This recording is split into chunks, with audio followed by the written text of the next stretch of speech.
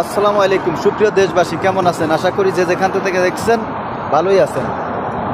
সংবাদ, নির্বাচনের তফসিল নিয়ে নাটক শুরু হয়ে গেছে। নির্বাচন চায় না ভারত, নির্বাচন চায় না আমেরিকা, এমনকি নির্বাচন নাও হতে পারে সেরকম সংশয় পাওয়া যাচ্ছে এবং মনে হচ্ছে। এই তফসিল ঘোষণা নিয়ে এই মাহফুজ আলম উপদেষ্টা পদত্যাগ করতেছে, এখন বলছে না আমার এটা দায়িত্ব না, দায়িত্ব হচ্ছে সরকারের।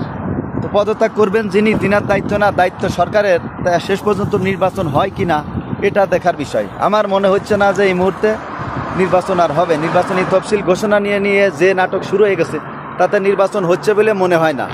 নির্বাচন আপাতত হচ্ছে না, এটা মনে রাখেন। বেগম খালেদা জিয়া যাই অবস্থা, মৃত কিনা সেটাও ঠিকমতো ক্লিয়ার হচ্ছে না। তারেক রহমান দেশে আসতেছে না, তার মানে নির্বাচন আগামী ফেব্রুয়ারিতে এই মুহূর্তে হচ্ছে না, এটা নিশ্চিত জেনে রাখেন। নির্বাচন হচ্ছে না, ভারত চায় না, আমেরিকা চায় না, এই মুহূর্তে নির্বাচন, বিএনপিও চায় না, নির্বাচন হচ্ছে না।